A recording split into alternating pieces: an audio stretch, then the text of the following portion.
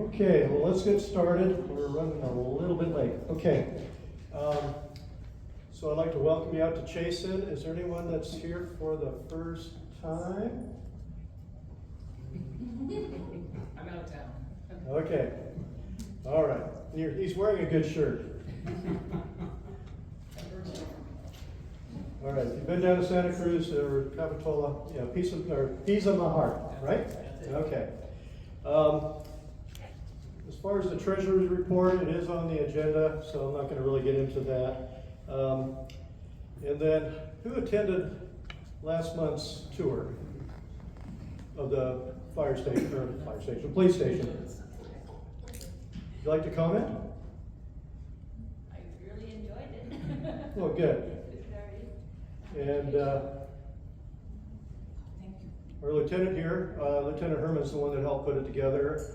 He was supposed to be our host, but I don't know what happened. But anyway, Sergeant Schober did great. It was interesting listening to the impact team, and they didn't mind sharing some of the details of what they do. So it was a good tour, and for those, we had 25. We had about 25 people there. I don't know if you could have handled much more. And so we actually had to split into two groups. Okay. So with that, I'll turn the time over to Lieutenant Herman, and I'll let him kind of report on a few things that happened not too long ago, and what's happening in the city. Thank you, Bill. Good evening, everybody. To answer your first question about why you got Sergeant Schober as the tour host is because I push paper and I use a stapler for a living. And Sergeant Schober and his team do the actual work, so believe me, far more interesting what they were able to share with you, probably than what I would have been able to share with you. But I'm glad you guys came and had a good time. He also said it was a good tour, got to show you kind of around. We have been moving some things around. I know our dispatch center is under repair right now, and so you didn't get to see all that, but you guys are always welcome to come back. Our dispatch center is actually being wrapped up tomorrow. We're moving folks back in, and then we've had a period of about 2 weeks to kind of get everything finalized, but some really great enhancements in that room. Some of it was funded by grants and congressional funding, but there's a lot better capability, I think, in that room now with some new technology, and we added a 5th workstation because it's a busy city, as you all know. So, but I'll pause there and just kind of transition. As Bill kind of tickled, we've had a lot of stuff going on lately in the city, which is usually the case. The first thing that I'll just talk about, obviously, was the 4th of July. So just show of hands, for those that are in the room. Was this year, I'm gonna ask you 3 separate questions. So was this year about the same as last year? Raise your hand if you felt like it was about the same as last year, okay? Raise your hand if you felt like it was a little bit more this year than last year. More what? More active, more illegal fireworks going on. Okay, so I saw probably more hands there. Raise your hand if you felt like it was less this year. Okay, so a little bit kind of a split. We have had operations where we're attempting to curb illegal fireworks, not just because obviously there's significant fire damage that is caused by those every year, not just in Citrus Heights, but around the country. There's injuries that occur. We've had houses burned down. We've had any number of things. We obviously have military veterans that live in our community that are negatively impacted by that sound. It's triggering. Animals often get triggered by it. So there's a number of different reasons why we, Citrus Heights, in addition to a lot of other jurisdictions, are really trying to kind of crack down on fireworks. So we told you we were going to do that again this year. We did. We had a very successful operation. We utilized drones. So this is something that several agencies have been kind of toying around with. And by the way, we put a lot of this stuff out early, saying we're going to do this. So we've been sharing this information with some of the lawful sellers, the Safe and Sanes. I don't know what their new name is, Phantom or something like that. But we've been telling them, hey, we're cracking down on this. Make sure that when you're selling these things, you're letting people know, like, hey, Citrus Heights is going to be out and enforcing it. We didn't want anybody to be caught off guard with this. But we did. We did the drone program. We ran 2 different drones, which each had a pilot and a visual observer. They were on top of different critical buildings throughout the city, fire stations, other large buildings in the city. Stones, I think, was one of them. And what we did is we took all of our calls from years past and we found out where the most complaints were coming in to areas where we maybe had prior citations, or we were getting neighborhood, complaints. And we focused on those areas first and foremost. As you know, with a drone, the thing has 30, 40 minutes flight time. So we can go pretty long distance. I think those things can go easily 10 plus miles. We obviously don't need to fly that far. But we basically targeted the areas where we had prior issues, and lo and behold, we continue to have issues there this year. So the chief is going to be presenting this at council in August. So I promised we couldn't steal his thunder, although Bill knows he gets early access to everything. But what we can share is we had over 300 violations, which means there was over 300 illegal mortars that were lit off that we visually observed, either with a person in the crowd, which we did do some of that as well, or with the drones. We had 40 different locations that were a target that were identified as having been in violation. What's interesting about this is that each one of those, and look, we're all Americans here, like we want to celebrate our country, we want to celebrate our heritage. We're not anti any of that either, but there's a right way to do it, and this is what we've been listening, this is what society's saying is not acceptable, and it's not just here, this is everywhere. There's large shows you can go and enjoy in those venues if you want to do that, that have a little bit more safety built into them. But the interesting thing here is that that's $300,000 in citations that are going to go out to our community members. And the way that the social host ordinance works is that if you hosted a party that had this at your property or in front of your property, obviously a lot of these are done in the middle of the street, if we can determine that you were the host for that action, then you're going to get a citation for $1,000 for every one of those that was lit off that we visually observed. So I think we have one gentleman that I think is looking at $8,000 in fines. All of those numbers are still kind of being finally tabulated, but we don't want to do that, right? I mean, we're really hoping that this year is an absolute deterrent. But I don't know what's going to happen. You're all looking at me like, are they going to pay it? I don't know. I mean, that's up for somebody else. Folks will have an opportunity to appeal it if they don't agree with it, but we have video evidence of almost all of this. So it's going to be very difficult, I think, to raise a legal challenge on this. But we will go and allow them to have an appeal. And then that process will kind of play its way through some sort of like arbitration with our department. But what we're really hoping is that going forward, this will be a deterrent. It wasn't just Citrus Heights. I know Elk Grove issued a number of citations. I think they had 30 citations, 32. Sac County Sheriff was doing the same thing in Rancho Cordova. So there's multiple jurisdictions that I think are focused on this, and the goal, we all hope, is that we can make the community safer. Sure, let's have a party, let's enjoy each other's company, let's enjoy celebrating our country, but let's do it in a responsible way where we're not negatively impacting other people. So I'll pause there. I saw a couple hands go up while I was presenting. I want to take questions. Yeah. So what percentage of potential revenue do you think will pull through on those fines? I mean,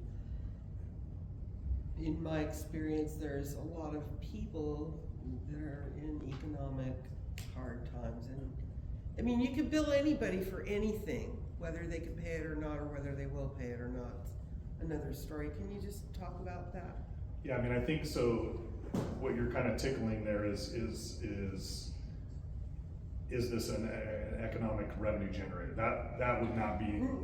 I know you didn't say that, but yeah, it's not the goal. I'm just that curious. Would not be the goal. Like, I'm just curious what percentage of that potential revenue, if they pay it, will come through. Do you have I don't know. We've had these in the past. The collection rate on them is not always the best. 100%. But what I can say is there are mechanisms in place if there was there's a couple of really egregious addresses where we're talking like 30, 40 of these things were going off. Yeah. Even after they've been warned by some of our folks on the ground. If that comes to fruition and they don't want to pay it, or it could go to collections. It could be a lien on the property. I don't think we'd lien the property, but I'm sure it could go to collections. Yeah. I'm not involved in that part, so I don't No, totally it's know fine. how that I was works, just but. curious, something that went through my mind. Yeah, I don't know, I mean, I would like to see the community, the folks that are, you know, creating these issues just kind of come into a little bit of compliance, and then we don't have to do that. Yes. Cause we also put together a pretty robust operation. You know, there were a lot of guys that came in for overtime on their days off in order to be able to do this to protect our community. I used C-Click to report one, Yeah. and Officer Dominic Grillo called me within 5 minutes. It was a Yeah. great response. I was Good. very happy. That was something we did different this year, as we kind of made a little ad hoc call center in our department. So dispatch is inundated, as you might be aware, that night. So it's hard for them to call all these reporting parties back. But we set up a separate team to basically call everybody back as we started getting these C-Click Fix alerts or others. Just so that you know, we see you, we hear you, we've got your call, we're working on it. If we need to move some resources, we can. Yeah. Is the host ordinance rather new? This is the first time I've heard of that. It's been on the books for a few years. There were some updates to it recently. It's 38-78 in our municipal code if you want to look it up.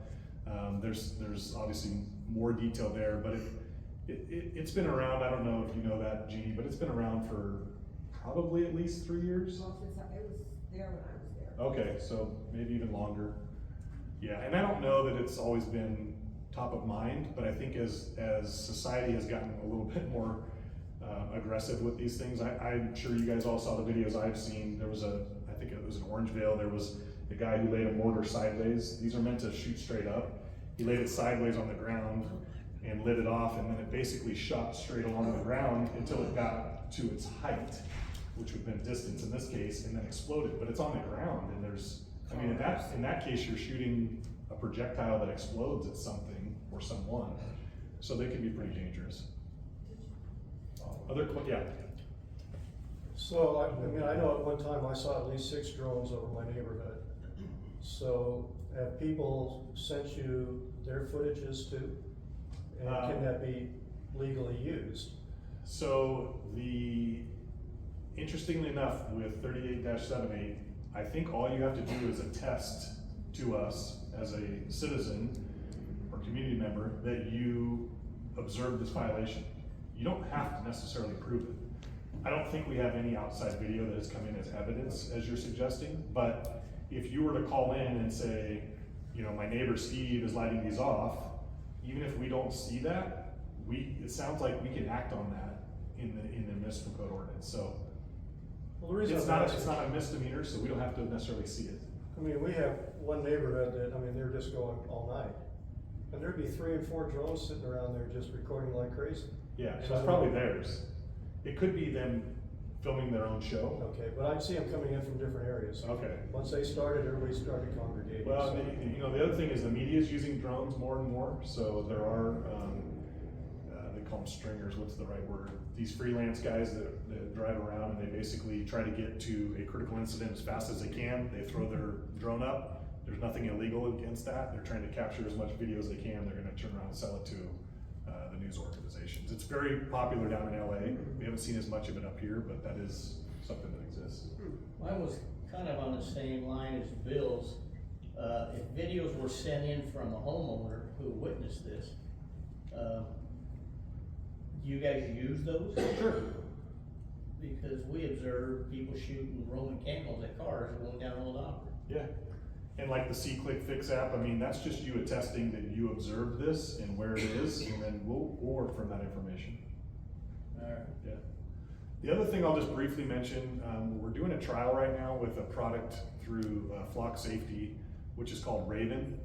It's actually a gunshot detection system, and that's what it's designed to do, is to be able to hear the frequency of a gunshot in an area, and it sends an alert immediately into our dispatch center, and our officers can get them on their phones. The benefit of that is if it knows what frequency it's listening for with gunshots, it can also hear other frequencies and it recognizes them. So it recognizes fireworks, and we got a number of those alerts over the 4th of July, actually even this last weekend. It also recognizes tires squealing, so we've had sideshow issues on occasion where these guys are doing burnouts in intersections or maybe in the mall. which can be very, very dangerous, especially when they start gathering spectators and things like that. So these sensors can basically give us an alert that this frequency is heard. The number one question we get asked about it is, great, there's an audio sensor in a neighborhood, what else is it hearing, right? I would have the same question. It doesn't record conversation and it doesn't pick up spoken word. It is listening for a frequency. So that's something that we're trying. The way that they sell that is like a 1 mile radius. So right now we have a 1 mile radius set up in the city that we're beta testing, and it runs about $35,000 per 1 mile radius, so it's not inexpensive. But if we were able to get to a gunshot, let's say that happened, maybe you had, a couple people shooting at each other in cars, which we've had, and maybe it's rolling through the city. If we can get to those before you need to pick up the phone and call, or you need to pick up the phone and call, if we didn't hear it, and this sensor tells us right now, and we have an officer in the area, we may be able to capture, that violent crime faster. So that's the goal of the program. I know I'm probably running out of time here, but I will just say there's a lot of cases we're working.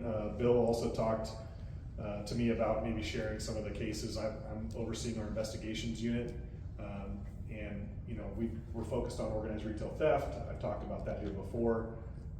We had the assistant chief supervising deputy DA come today to the chamber and talk about what they're doing with Prop 36, retail theft, chronic drug offenses, where they're trying to get some of these folks back into programs. I think the takeaway is, Citrus Heights has always been committed to arresting chronic thieves, and you're going to hear about the term chronic here in a little bit from my partners when they come up in a different sense. But really, Prop 36 and organized retail theft was aimed at those who are repeating and routinely committing thefts. So I'll just give you a quick snapshot. We've had, I think in the last, I want to say it's probably 90 days, maybe 120 days, last 3-4 months, we've had one individual who we've arrested at least 3 times. So the interesting thing about that is that it's not that he just gets off scot-free. He's going down to jail. We're doing all the things we necessarily need to do. The problem is the court system takes time. So he's being held accountable, and he's going to have court for these thefts, but it takes time, right, to get you in that system. So it's not that it's for nothing. I know it feels like he went to jail and he gets back out and nothing's happening, but the way our system works is you go to jail, you get arraigned. If you're given a bail amount and you post bail, you're out until your trial happens. And depending on how busy the court is, that could take 30, 60 days sometimes. So while these folks are out on bail, or maybe they have no bail and they've just been released, sometimes they're going out and committing more crimes again, which is how we've got this guy as a 3-peat reoffender. So he'll be held accountable. Again, there's 2 different avenues of Prop 36. There's the repeat theft, and then there's the drug use. We're focused on both. Obviously with drug use, the human side of us wants to help people. Like, maybe you're in this situation because you had bad times, maybe it was out of your control. So the primary goal always is to try to get these folks into some sort of rehab, to try to get them help. And if they're willing to do that and they take that help, then it works out well. If they're not, that's obviously when then there's the accountability piece that comes behind it. So, any other questions before I turn it back over to Bill? No? All right, well, thank you all very much. Appreciate your time. Thank you.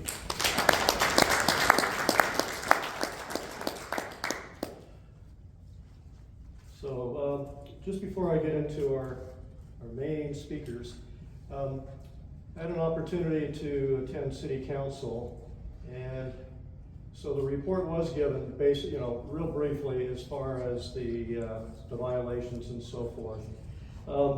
Some upcoming activity, I should say, in our neighborhood. How many of you received the email from us concerning Old Auburn? Okay, so I talked to Armando, and he's overseeing this. So they are going to be going that whole distance, and I don't know, who knows what it means to mill a street? Anyone? Grind it up. Grind it up. Okay, so for those of us who lived on Coral Oak and Canyon Oak and Gary Oak, PG&E did a great job. They just went through our streets and made it a patchwork. So they milled them, and so I'm not quite sure, he didn't give me all the information of, are they gonna mill the whole street from Machado up, or are they just gonna do sections? So after they're done, they are gonna slurry the street, but not this year. So they will be slurring the whole street too. So if you get a chance, it's kind of interesting. You can go on YouTube and watch mill and fill with pavement, and it's quite a process. One that unfortunately a lot of us had to suffer with because it took forever. One thing I thought that was interesting with City Council, we had a lady, Florence Cordingley, who stood up before the council, who lives on Majestic Oak. And her and her neighbor said they've lived in their homes for 47 years and nothing has ever been done to their street. They have a sinkhole out in front, they've got all these issues. I talked to her and she said the next day the city had someone out there to take a look at their streets. So sometimes it pays to get up in front of City Council and let them know how you feel and what your concerns are. And they responded, I say, pretty quickly to this. So they're gonna have some action taken. So sometimes that's what you have to do. So, right, Jeannie? Correct. That defines community engagement. That's right, and that worked really well. Okay, so I'd like to turn the evening now over to our POP officers. We have Sergeant Jones, who is over the color guard with the City of Citrus Heights. And we have Detective Machado, and they're from the POP team, and so they're going to be addressing different topics with us. And yeah, just a quick introduction of what you two do, that'd be great. Need a mic? I don't think so. If you guys can hear me okay and I can project, then put a thumbs up. Is that good? Yeah. Okay, great. I was going to use a PowerPoint presentation tonight, but we had some technology issues. So I'm just going to kind of go through some notes and talk to you. But first off, please allow me to introduce myself as Dave Jones. I am our sergeant assigned to our POP unit under Special Operations. Miss Rose, it's really good to see you again. We miss you. And Miss Kathy, it's good to see you too. It's been a while. So thank you very much for having us here tonight. And also, thank you guys for being involved in your neighborhoods. Because without you guys having the information that comes forth to the City of Sacramento, or to the City of Citrus Heights, sorry, whether or not you use C-Click-Fix, or whether or not they're phone calls, or through email, or through these meetings, you guys are the eyes and ears of the community. So if you don't see something, if you don't say something after you see it, then we don't know how to respond to it. So I just appreciate you guys having us out here today. Detective Machado has been working since early this morning, so we're gonna roll right into what it is that he does on the POP unit, primarily speaking about quality of life issues, our chronic nuisance offender program, and then I'll go back into my presentation after he can get headed home and go spend some time with his family. Okay, thank you. Good evening, everyone. I'm Detective Machado. My partner is Detective Taylor. She's not here tonight, but I guess the first part I want to get into is I started this assignment in July of last year. My partner started just before me in April. A good portion of our morning is the beautification crew. That's kind of everything that comes through the C-Click-Fix app and any reported camps or blight issues within the community. My partner and I respond personally and contact those individuals and whatever we dealt with. Sometimes it's big camps, sometimes they're just homeless subjects with a cart or whatever the circumstances are. Since my partner and I have gotten together, we've kind of had a very low tolerance policy, meaning maximum enforcement, and that has kind of built what is considered our chronic nuisance offender program. So they get to a certain level of citations and basically, hey, this is the conduct that you're doing, it's unlawful for these reasons, whether it's the camping, they're taking shopping carts, drinking in public. It's a whole array of violations that we can cite and arrest on, and we do. Sometimes it's discretionary, we try and work with them. We understand that sometimes they are getting housing, and we have seen success stories where some of our elderly individuals that we put them in contact either through the city resources have actually seen housing. Just some examples, a gentleman at the library, John Padlow, he was a chronic nuisance offender for camping and littering in the green belts. We dealt with him for several months before now he's in housing, no longer on the streets. We saw him just at the library. His trespass is no longer valid. We said hi, he's doing great, and he's, there are those types of success stories. On the other end, what our chronic nuisance offender program has built is basically these peoples with just chronic offenses, right?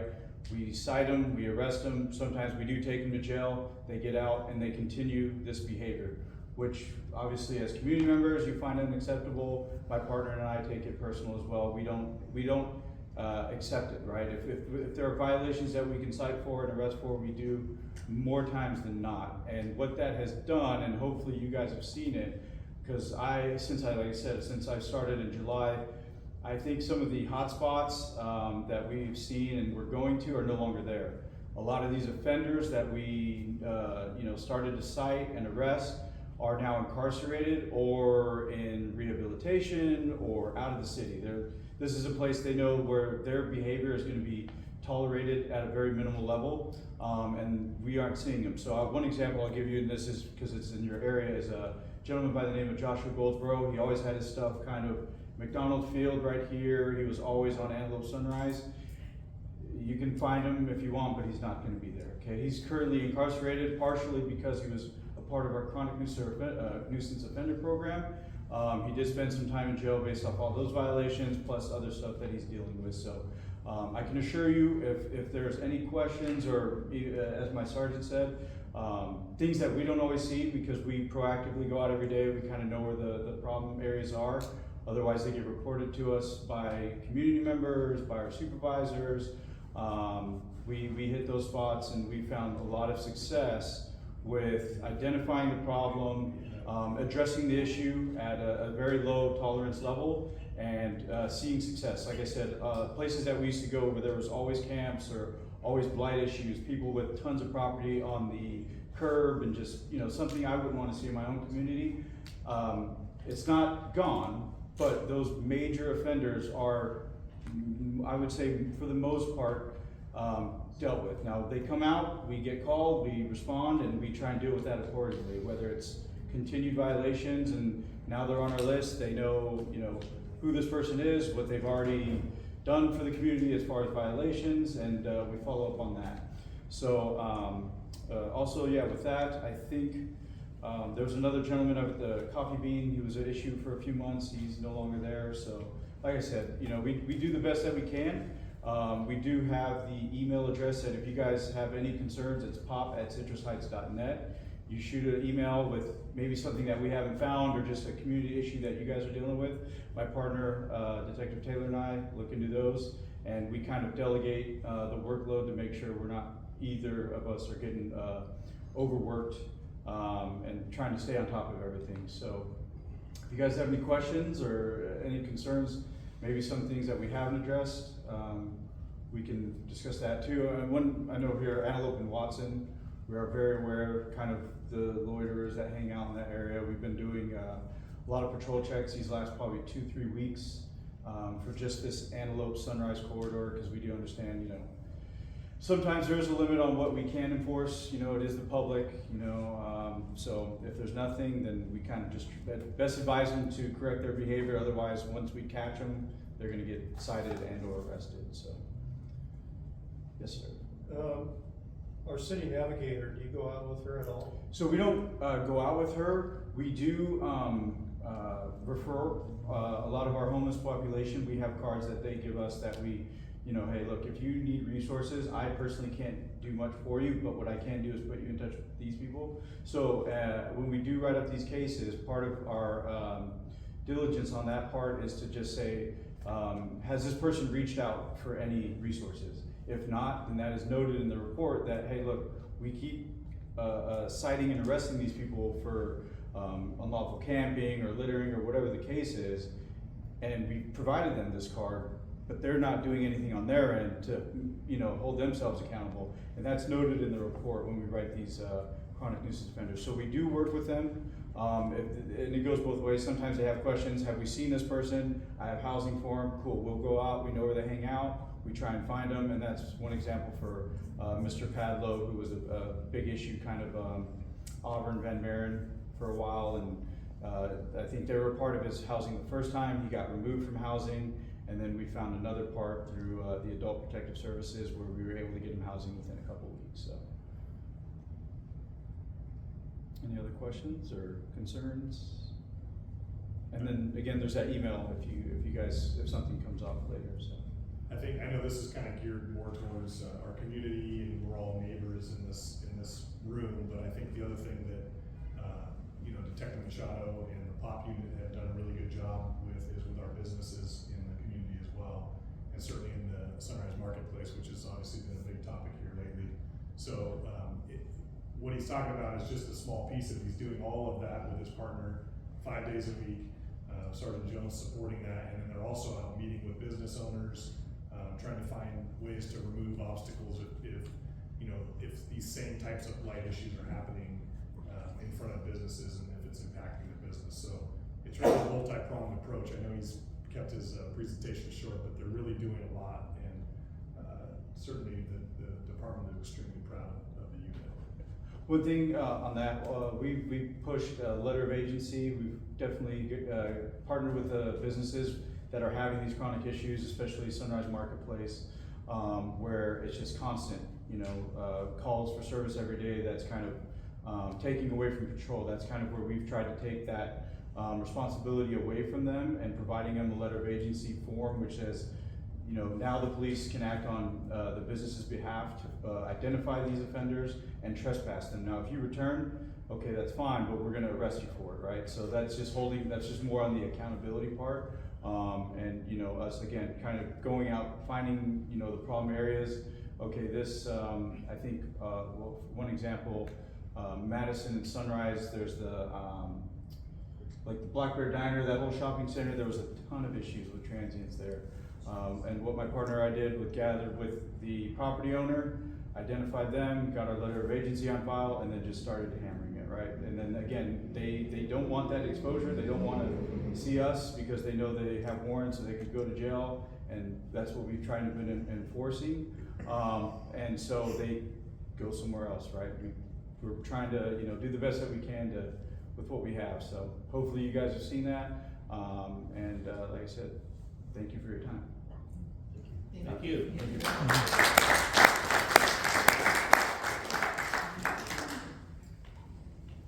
Thank you, Detective Machado. Good night, sir. Good night. All right, Mr. Shirley, how much time do you have? 8 o'clock, 20 minutes.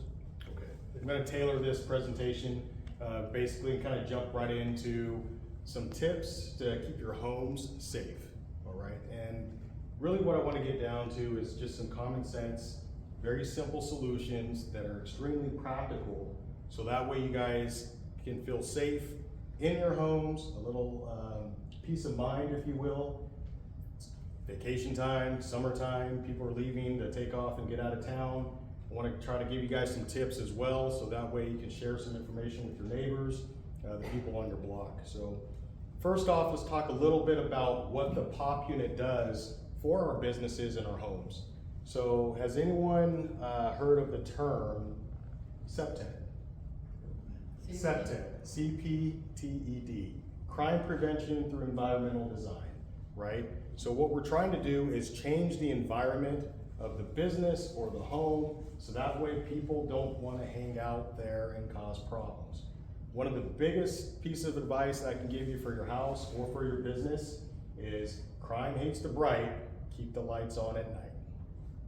So if your house is dark and you have bushes and things that are not trimmed or manicured or properly maintained, people are going to want to hang out there. I live very close to Citrus Heights. I used to live in Citrus Heights, and now I've since moved over to Fair Oaks in a brand new subdivision. Well, the way that the property was set up, there was a big drop off in front of my property. So what I did is I built my fence out towards the street to prevent anything from coming down into the 7-foot drop off that might wanna hang out, poach, or hang out and kind of post up there and be a problem. Whether or not it's, trash that might blow in there, or somebody walking in off of Madison that would wind up, posted up near my property. And then I put in a lot of lights and video cameras, right? Just so that way I can keep my house secure, or at least have peace of mind when I'm away.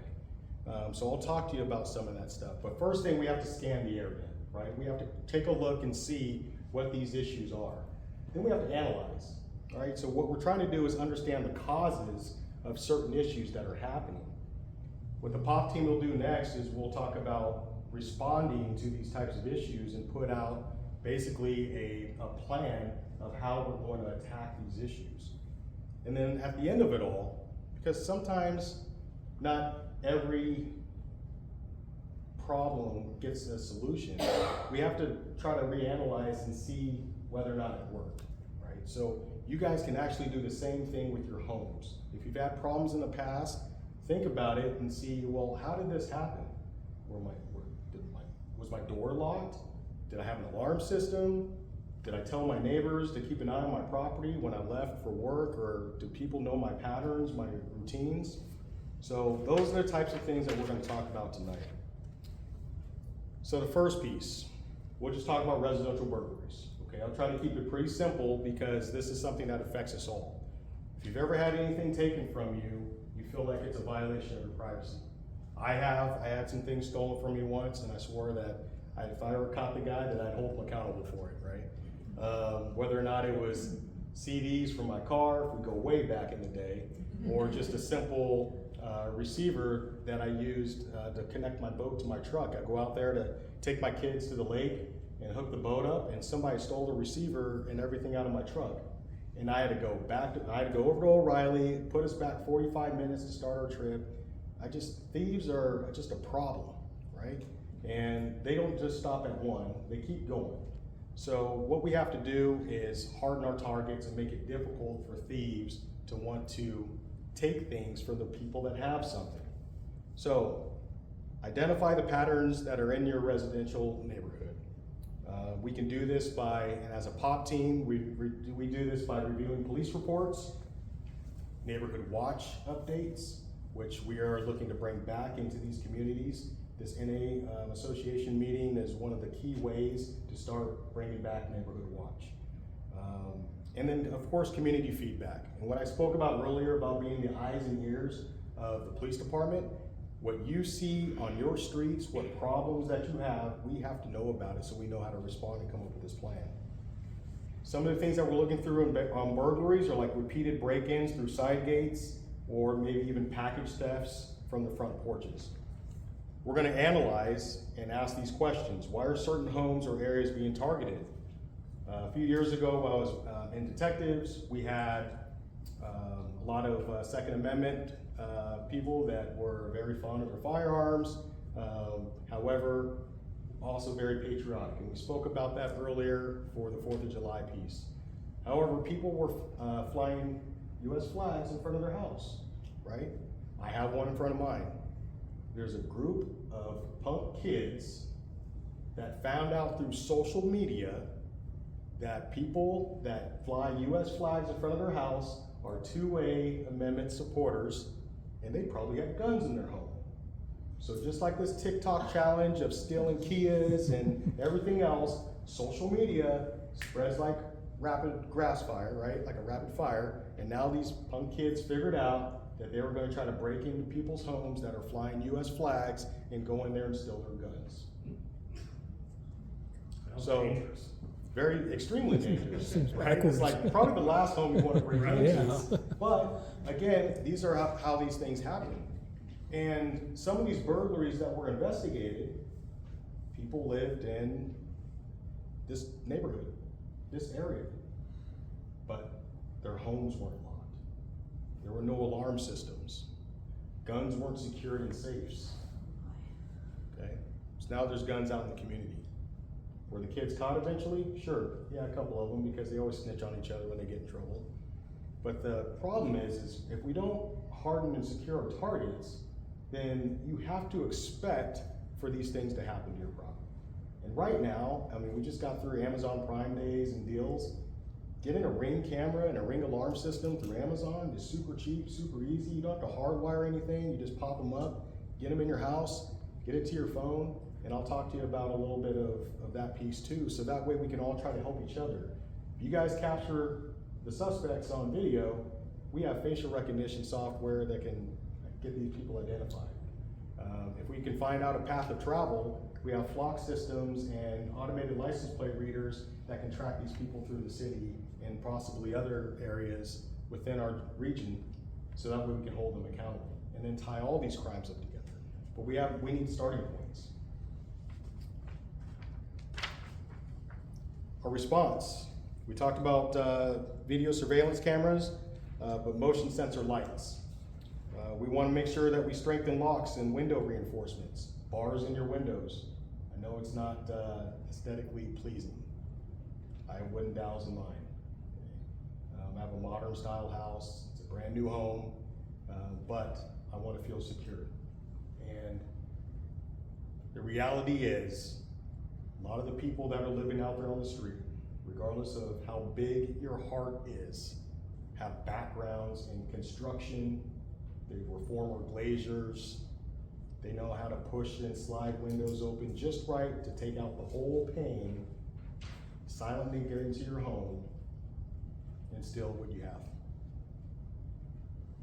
Sergeant Jones, can you just clarify, I saw a couple of faces looking at each other. You're talking about in the track of the window, correct? Absolutely. Not bars in front of the windows? Yeah, we're not going back to the 1980s. Okay. So, no, you do not need to put wrought iron bars in front of your windows. These are cheap dowels, and again, very practical solutions just to harden your target and make it difficult for people to pop your window open, defeat the simple lock, slide that window over about 10 to 12 inches, and now they can remove the whole thing from the window pane, and now there's a big access point for a human being to crawl through. So it's just a wooden dowel over at Lowe's or Home Depot. Just grab something there. You can come down pretty easy, put that in your window, you're good to go. Okay. Any of these side-to-side windows, just like that, just all you need to do is just measure the distance, cut that wooden dowel, pop it in there. Same thing for sliding doors, for your patio doors, just put it in there. Yes, it's a little bit of a pain to reach up there and pull it out all the time when you want to open your slider, but it's worth it for peace of mind. The other thing there's just little clamps that have little screws on them, especially on vinyl windows, where you put those clamps up, screw it in. They cost a couple of bucks. Matter of fact, you can get them on Amazon. They'll send you a pack of them, a dozen or 20 of them if you need them. Super cheap, inexpensive fixes, right, that you can use to harden your target. Neighborhood watch, we talked about that. Smart home systems for alerts and monitoring. A local alarm is still better than no alarm. Even if you don't want to pay the monitoring fee, 33 bucks a month, 40 bucks a month, at least if you have something that makes noise with a glass break sensor, some sort of a motion detector. Not every window needs to have a sensor on it. If you have large bay windows and you put a glass break sensor there, kind of similar to that Raven system Lieutenant was talking about earlier, it picks up on a frequency, and then the alarm will activate should the glass shatter, right? Those, again, these are simple fixes that you can have just to create noise and then have that suspect leave your property immediately. At the end of the day, my POP team, what we do after going out and looking at identifying the problem, trying to figure out solutions, come up with a response, we assess. So have the burglary reports decreased? Do our residents feel safer? And then we adjust the strategy as we need. What additional actions need to be taken? So whether or not that's community patrols, which is something that is probably very foreign now at this point, right? Because a lot of people feel very private in their homes and not very forthcoming with their information or where they live. A lot of people feel very secure. But when you walk the neighborhood together, it's great for exercise. It's also good to be able to identify those issues and those problems that are in your neighborhood. Excuse me 1 second. I'm going to fast forward a little bit just for the sake of time. So why home security matters. A burglary occurs every 25 seconds in the United States. Most burglaries happen during the daytime because most people are at work. Only 13% of those burglaries are actually solved. 13%. You might ask why, and that's due to a lack of evidence. A lack of what? Lack of evidence. Sometimes they wear socks as gloves, they wear gloves, they cover their faces. We can't find fingerprint or latent fingerprint information. The oils in your hand will leave behind rich characteristics on windows, on clean, non-porous surfaces. We'll dust for prints. We can usually capture those prints, but if they wear gloves, we can't get them. We can swab for DNA. Everyone in this room right now, regardless of whether or not you're spitting all over the floor or oozing, you are actually having DNA fall off you right now. Right? Every time I speak, there's DNA, and I don't spit when I talk, but there's DNA coming out. So DNA evidence is extremely sensitive. So if it's contaminated or if it's gone, weather is our biggest enemy. So weather and time destroy evidence. If you don't report it right away and we can't get an officer out there to the scene to collect this evidence, or one of our CSI technicians or community services officers, then our evidence is going to disappear. So 13% of those burglaries are actually solved.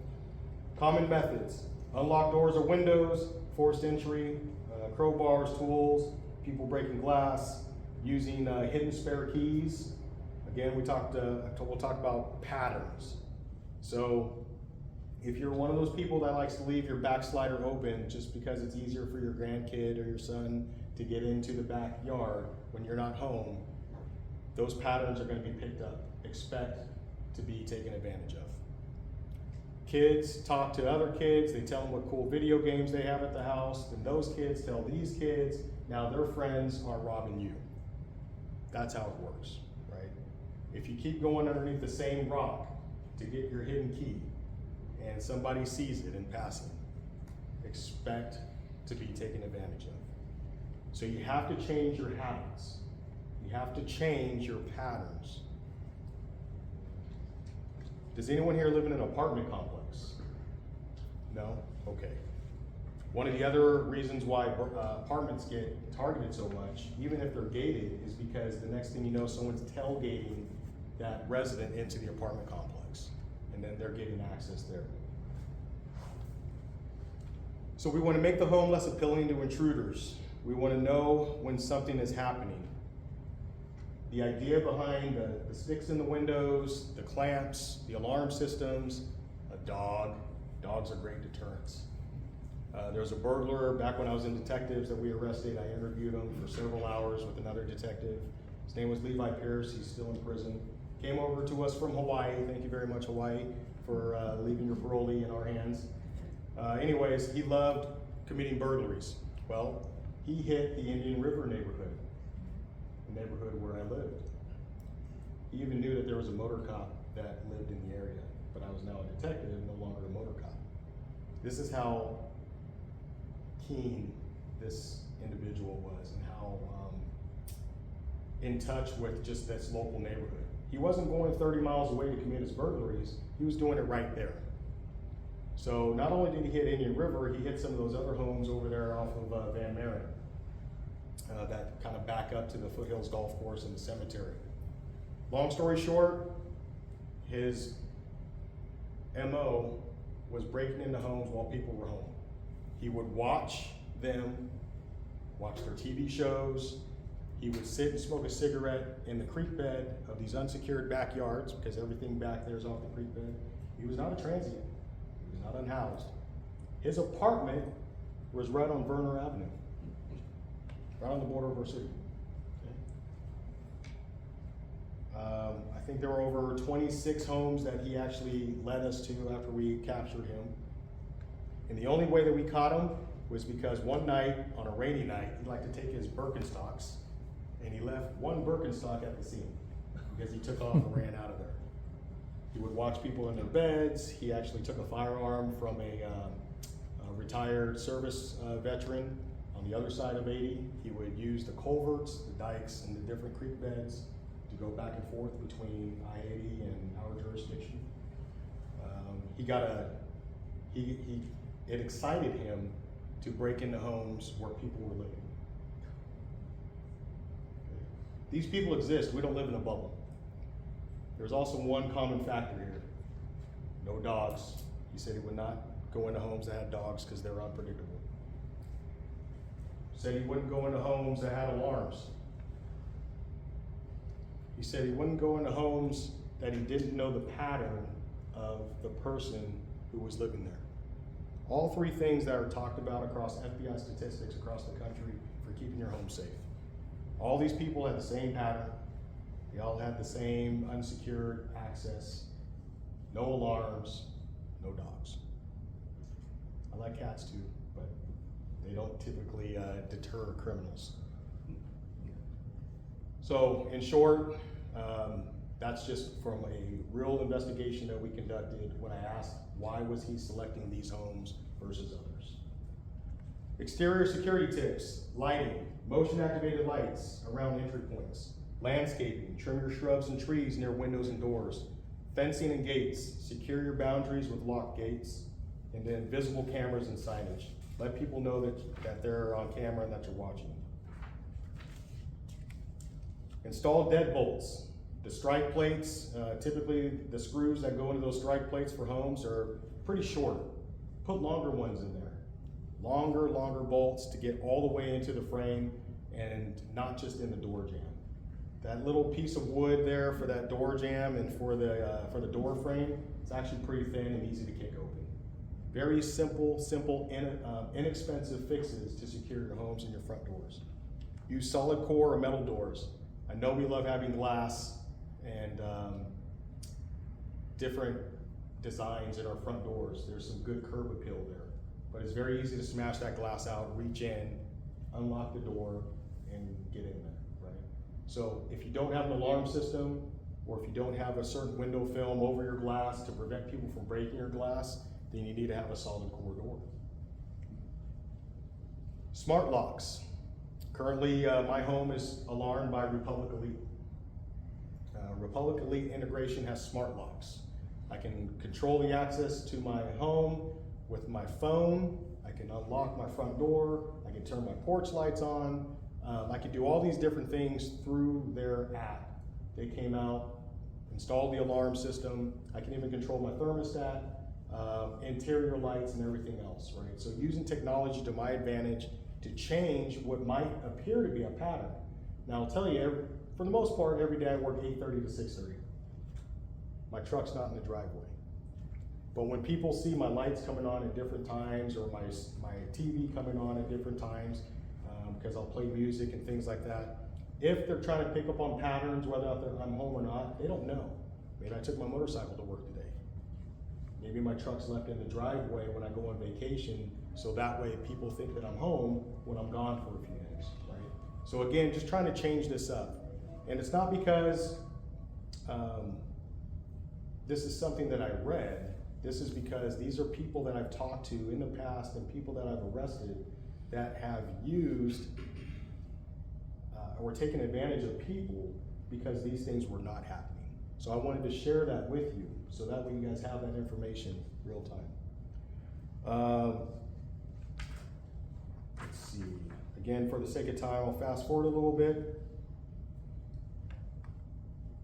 I want you guys to share suspicious activity. So if you see something, say something.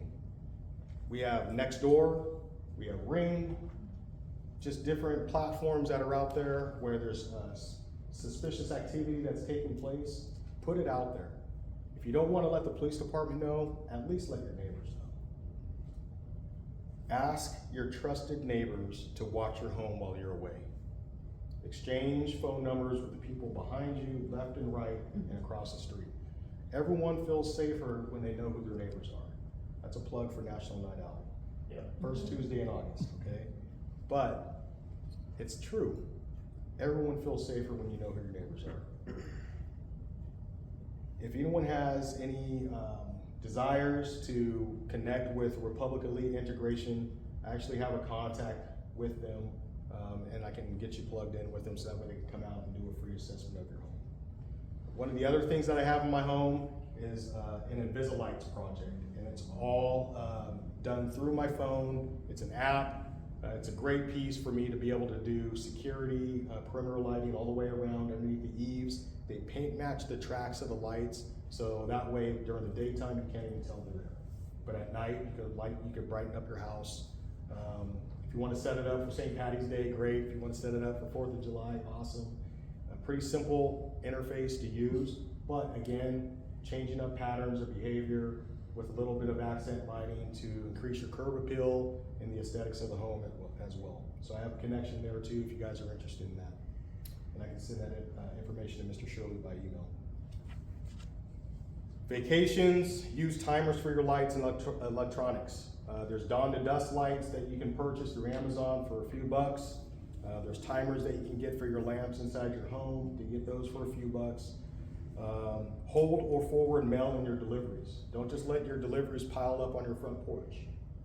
Tell your neighbor to bring them in, or with UPS, which is probably the only shipper that I'll trust to do this, because I know my UPS delivery person, and so she has the code to my garage door. So if I'm expecting, for instance, tomorrow, Thursday, sorry, I'm expecting a $3,000 saxophone to show up at my house.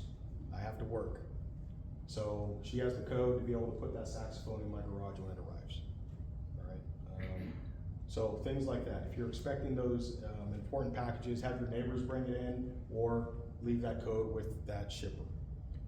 Leave a car in the driveway like we talked about before. And here's another free piece of information and a free service. Call my dispatch.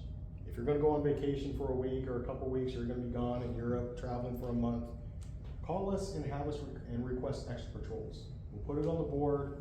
Some of our cops will drive around and they'll do patrol checks in your neighborhood. They'll put on a couple of valley lights and spotlights, drive by your house. Matter of fact, Ms. Bruins, I think we did it for you a couple of times. So that is a service that we are willing to provide. And do not post your vacation plans on social media until you get back.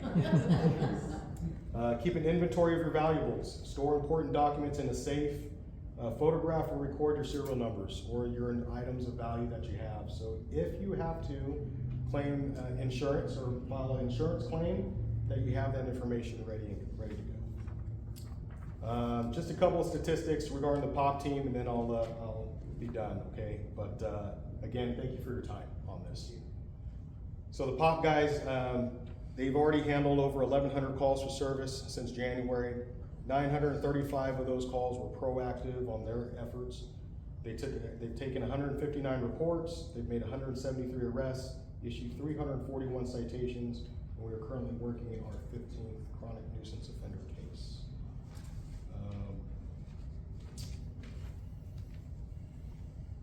30 seconds.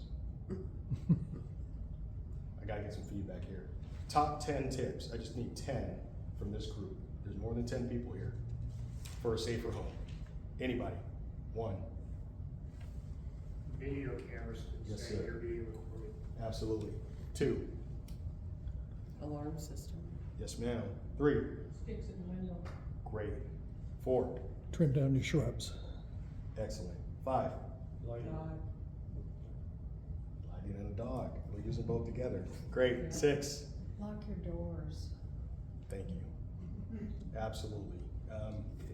We cannot live like we used to, right? We have to expect that people are always watching us. Seven. Timers, brief lights. Excellent. Eight. Call dispatch when I'm on vacation. Love it. Thank you. Get us involved. Appreciate that. Nine. Don't use your Facebook, your Twitter, tell everybody where you're going, because they're coming to your house. Absolutely. That This is happens all the time. ever since social media's been around, that's exactly what's been happening. Thank They you. know exactly where you're at. Number 10. Keep your flags up, but lock up your guns. Love it, LT. Ma'am, go ahead for the bonus point. Locked fences. Lock your fences. Yeah, padlocks on your gates. That's another one that I didn't cover. But Are we that's- allowed to use electric fences? No. My code. There's some other tricks that I'll talk to you about maybe outside that we can talk about. I know quite a few tricks. When Elliott Homes built my home, they did a very bad job with the fence piece. Yeah. And so I had to update the fence using some retainer walls and some other tricks, to heighten that, so, yes, ma'am. So, when the sax arrives, where are you going to give us a rehearsal or? He does it fine. Oh, it's been a few years since I played, but yes, I am looking to August get back in 5th, there. right here. Yeah. It really is for you? Yeah, it is. It's almost for one of your kids. No, they're off to college. We just celebrated their high school graduation. No, this is for me. This is getting back into my roots here. Don't we need a band on this? Well, I got a group coming out of Bella Vista. I'll be stopping by. I'll be stopping by to say hello. The one kid plays sax. Excellent. I live right behind Bella Vista. I probably hear him on Saturday mornings. Oh, yeah, he's good. All right. Again, thank you so much for your time. I really hope that this resonates. I will send the notes of this presentation to Mr. Shirley. So I know it's a lot of information, but at least that way you guys can have something to take with you. And please don't hesitate to call me if you have any questions. Will Thank you. Thank you. Will you include those apps or those programs? And we'll include that with the notes for the minutes, or the meeting minutes, so I'll attach that to it. So when they come out, you'll have both. Did you need to get some information, Stephanie? Okay. All right, let's see, where's Dave? Okay, just a few items to bring up. Tomorrow, if you want Leatherby ice cream, you can go over to Van Maren Park, and they've got their little trailer from the city coming out, and that'll be from 6:30 to 8 tomorrow. I have flyers, and you should have received them already if you're on our email list for National Night Out. It will not be at C-Bar-C, it'll be right here. And the reason we're doing that is, one, we have the kitchen. Two, we can come in here when it's 105 and have air conditioning. And we will be able to, this whole area back in here is all shaded, if you notice. And so we'll have booths out there, and so a lot of the activities will be out there. We'll be serving hot dogs, chips, Caesar salad, and watermelon, and then if you would like to bring a dessert, that'd be great, and then you can join us on that. We're gonna have activities for all ages, small and older. We're gonna be playing bingo, and that'll be in here, and we'll have prizes for each game you win. Sorry, well, if you wanna bring your daubers, actually, we're just gonna use kidney beans, okay? And you can scoop them off and start a new game. So, we're gonna have activities for young and old. I have a group of students from Bella Vista that do the jazz combo. Have you heard those groups play? They're good. The kid that does saxophone's putting it together for us. So if you want to bring your sax, and Michael can give you a few notes on that. And then we have a local scout troop that's going to be coming in, Cub Scout troop doing the flag ceremony. So that's our big date. It's coming up real quick. Once again, where is it? Right here.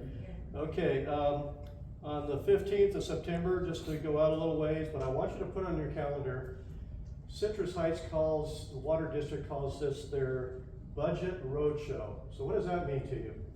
Rates are going up, increase. They want to raise our rates.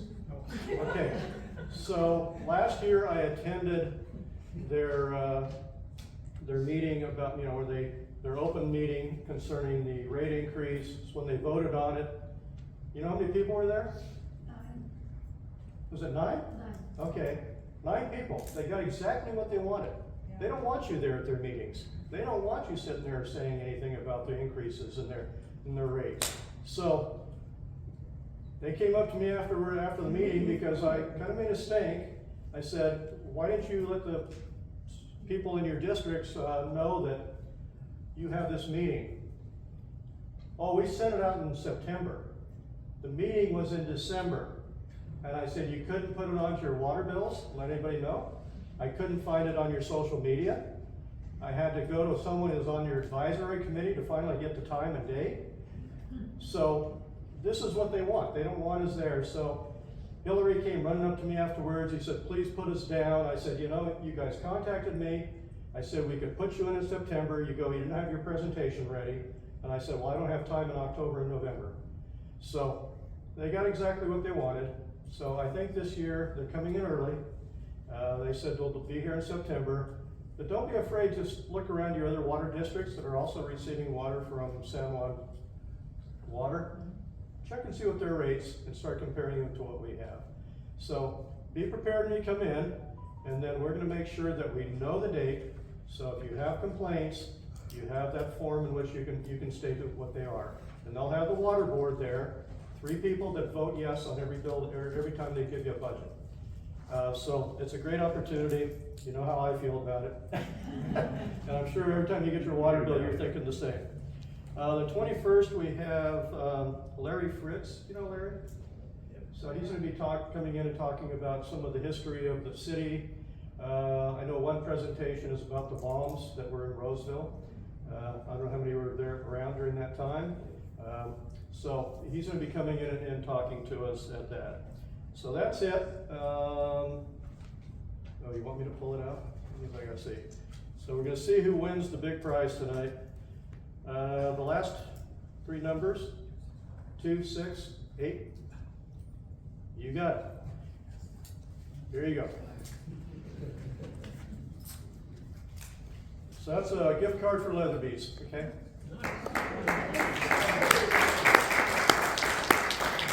And just a plug for Leatherby's, they support us tremendously. And so we get, how many tubs of ice cream for National Night Out? Oh, Dave can't hear, I forgot.